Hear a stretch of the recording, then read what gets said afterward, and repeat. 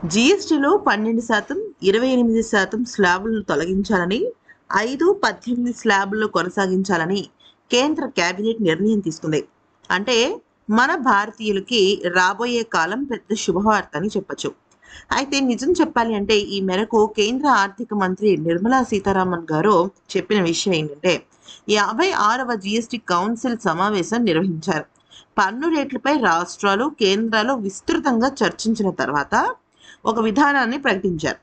2 స్లాబ్లకే green signal. అంటే ఏంటంటే council నిర్ణయం ప్రకారం ఇకపై జీఎస్టీలో 2 స్లాబులు మాత్రమే అమల్లో ఉండనున్నాయి. ప్రస్తుతం 12, 28 స్లాబులను రద్దు చేసి 5, 18 స్లాబులను కొనసాగించాలని తీర్మానించారు. కొత్త రేట్లు సెప్టెంబర్ 22 నుంచి అమల్లోకి రానున్నాయి. అయితే మొదట దీపావళి నుంచి అమలుపై ఆలోచించినా ముందుగానే అమలు చేయాలన్న నిర్ణయాన్ని కేంద్రం తీసుకుంది. అయితే హెల్త్, లైఫ్ ఇన్సూరెన్స్ పైన జిఎస్టీ రద్దు. ఓకే.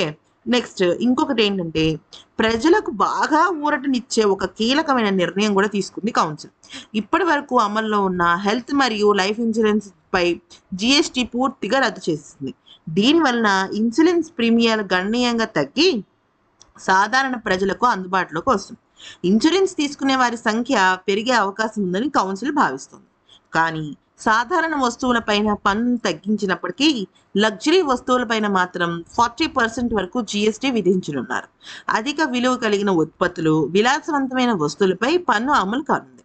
అయితే ఇంకొక ముఖ్యమైన విషయం ఏంటంటే బీహార్ ఉప ముఖ్యమంత్రి సామ్రాట్ చౌదరి మాట్లాడుతూ ఈ నిర్ణయాలకు రాష్ట్రాలన్నీ ఏకాభిప్రాయంతో మద్దతు ఇచ్చాయని, అలాగే ఉత్తరప్రదేశ్ ఆర్థిక మంత్రి సురేష్ ఖన్నా మాట్లాడుతూ మద్యం, పొగాకు వంటి డీమెరిట్ వస్తువులపై పెంపు విషయం ఇంకా చర్చ జరగలేదని, 40% కంటే ఎక్కువ విధించాలా వద్దా అన్న అంశంపై నిర్ణయం తీసుకుంటారని చెప్పుకొచ్చారు. సరే, ఇదంతా పక్కన పెట్టేసేయండి. అసలు గోల్డ్ సంగతి ఏమైంది అనేది కనుక చూస్తే అక్కడికే పాయింట్ వస్తున్నా. ఇక్కడ మ్యాటర్ ఏంటంటే భారతదేశంలో బంగారం అంటే కేవలం పట్టుబడి మాత్రమే కాదు ఫ్రెండ్స్.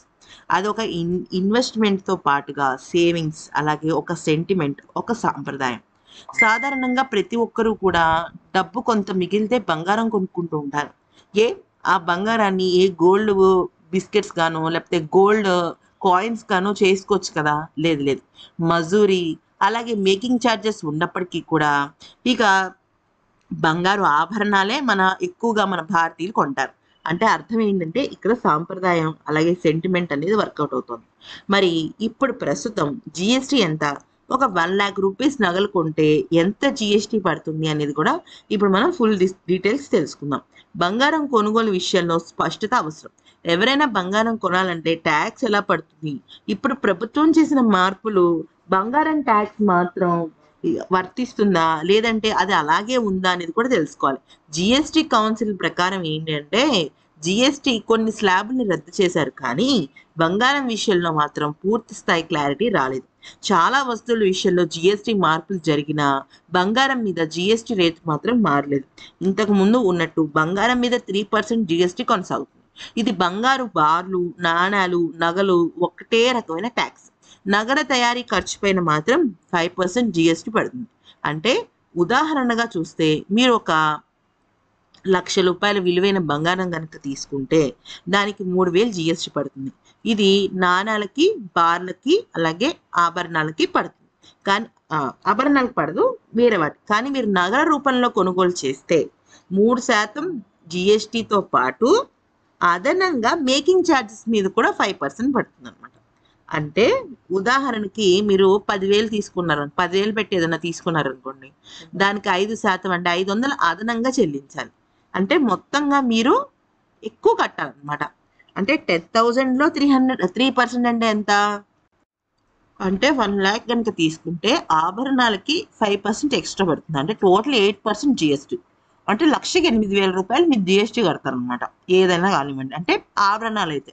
ఒకవేళ కాయిన్స్ లేకపోతే బార్స్ ఉంటాయి కదా, బార్స్, చిన్న చిన్న బార్స్, వాటికైతే మాత్రం ఓన్లీ 3%. ఫ్రెండ్స్, ఇక్కడ ఇంకొక విషయాన్ని మనం గమనించాల్సింది ఏంటంటే బంగారం కొనేటప్పుడు ఈ 8% జిఎస్టీతో పాటుగా మేకింగ్ ఛార్జెస్ కూడా పడతాయి.